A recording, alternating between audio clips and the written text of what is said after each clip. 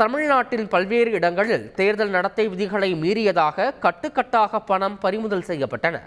திருவண்ணாமலை மாவட்டம் கேளூர் சமத்துவபுரம் அருகே காரில் உரிய ஆவணங்களின்றி கொண்டுவரப்பட்ட சுமார் 1 லட்சம் ரூபாய் மதிப்பிலான புதிய துணிகளை அதிகாரிகள் பறிமுதல் செய்தனர்.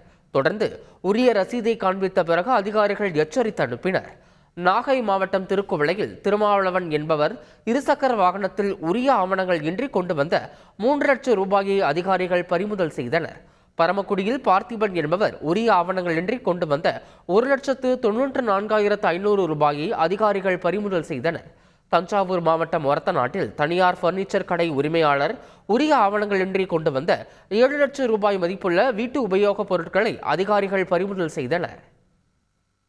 திருப்பத்தூரை அடுத்த வெங்கடாபுரம் பகுதியில் வாகன சோதனையில் ஈடுபட்டிருந்த தேர்தல் பறக்கும் படையினர் திம்மனாமுத்தூரைச் சேர்ந்த கோவிந்தராஜ் என்பவர் உரிய ஆவணமின்றி காரில் கொண்டு வந்த 9,32,200 ரூபாய் பணத்தை பறிமுதல் செய்தனர். வீடு கட்டுவதற்கு வாங்கியிருந்த கடனை திருப்பிக் கொடுக்க பணத்தை எடுத்து செல்வதாக அவர் கூறினாலும் உரிய ஆவணம் இல்லாததால் பணம் பறிமுதல் செய்யப்பட்டது.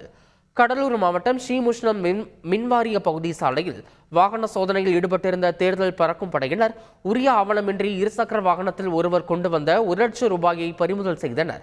வாணியம்பாடியில் பாலாஜி என்பவர் வங்கியில் இருந்து 14,54,000 ரூபாயை எடுத்துக்கொண்டு திம்மாம்பேட்டையில் உள்ள தனியார் ஏடிஎம் இயந்திரத்தில் நிரப்புவதற்காக இருசக்கர வாகனத்தில் சென்றுள்ளார். தும்பேரி கூட்டு சாலையில் வாகன சோதனையில் ஈடுபட்டிருந்த தேர்தல் பறக்கும்படை அலுவலர் சோபனா தலைமையிலான அதிகாரிகள் பாலாஜியை தடுத்து நிறுத்தி உரிய ஆவணமின்றி கொண்டு வந்த 14,50,000 ரூபாயை பறிமுதல் செய்தனர். ஈரோடு மாவட்டம் அந்தியூர் பத்ரகாளியம்மன் கோவில் முன்பு வாகன சோதனையில் ஈடுபட்டிருந்த தேர்தல் பறக்கும் படையினர் அந்த வழியாக ஆம்னி காரில் வந்த மேட்டூரைச் சேர்ந்த பகரீஸ்வரன் என்பவரிடம் இருந்து 2 லட்சம் ரூபாயை பறிமுதல் செய்தனர். இவர் பழைய கார் வாங்குவதற்கு உறவினர்களுடன் வந்ததாக கூறினாலும் உரிய ஆவணம் இல்லாததால் பணத்தை பறிமுதல் செய்து தேர்தல் நடத்தும் அலுவலரிடம் ஒப்படைத்தனர். செய்திகளை உடனுக்குடன் தெரிந்து கொள்ள உடனே சப்ஸ்கிரைப் பண்ணுங்க.